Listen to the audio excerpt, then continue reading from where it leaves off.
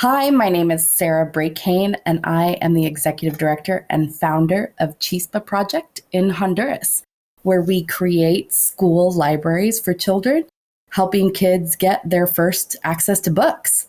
And we're really excited to be working with the Muskegon Rotary Club for a second year as volunteers come down and help support the creation and installation of children's libraries. So CHISPA Project has a team of staff that work in Honduras to help vet and find schools that need library programs. Currently, we have over 470 schools on our wait list. Each year, depending on our funds, we're able to put in an additional 10 libraries in schools. And so the prep that goes into one of these schools is just massive, right? Trying to figure out what schools need. Every school community is different. And so our team works in Honduras to help find a school and then help prep that school, training teachers and parents to figure out what space they want to use, who's going to be in charge of their library, who's going to take care of the books. Is there a fine if the book's late? So our staff helps walk them through this process. And each school will be different depending on its community, whether it's rural or urban, or how many teachers there are, or if there's a librarian. And so that prep work takes several months to decide how to set up a project and how it's going to look for each school.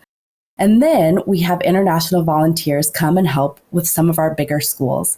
And so they'll help sticker books, make an inventory, set up bookshelves, help paint murals, and help work in the infrastructure that's already there alongside of the community.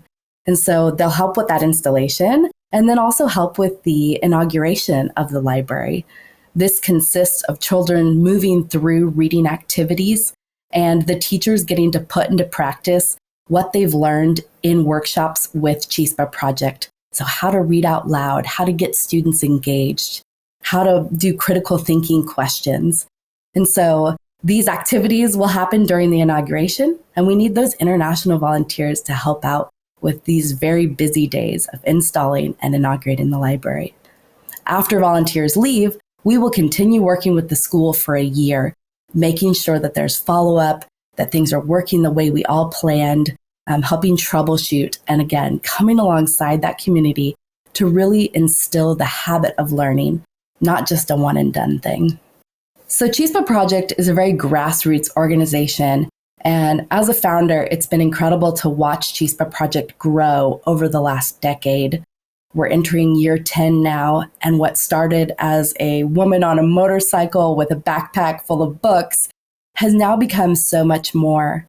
And we're able to do so much with a small staff because of the way Hondurans in their communities have stepped forward to help make these libraries happen.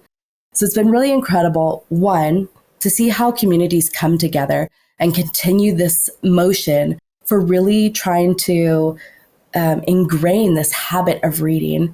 And that takes a lot of effort on the part of the community, of parents, of teachers, to really fight for this change because students and even teachers aren't very good readers. They've never had access to these books.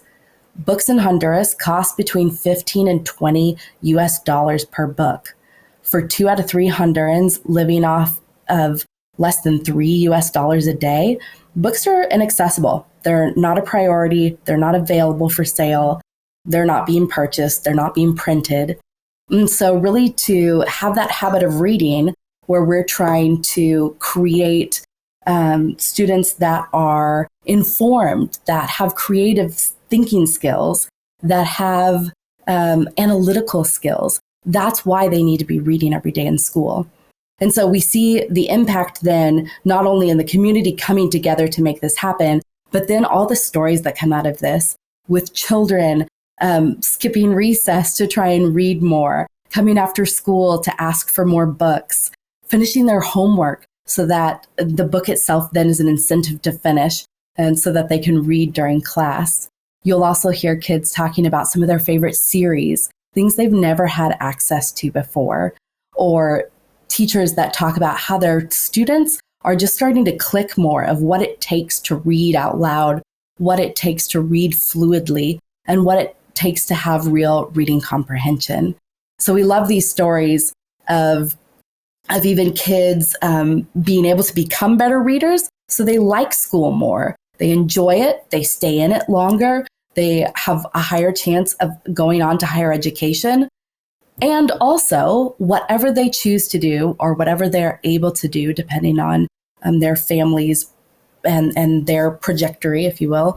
We also know that reading helps create these analytical skills to be able to help with whatever they choose to do in the future and be able to imagine a future then different or better or more or problem solve in different ways than their parents and their parents, right? Which is what we all hope for our children, to be able to imagine a future bigger and better than the one we have.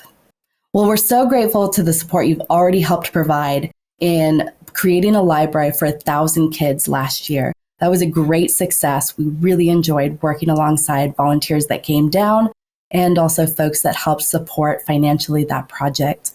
This year-long project costs anywhere between $15,000 to $25,000 to help provide books, shelving, paint, all the activities that we do, the follow-up, the training that we do for parents, for students, for teachers, and this year-long literacy program, right? And so we want to thank the folks that have participated in that in so many meaningful ways this last year, as well as this upcoming year.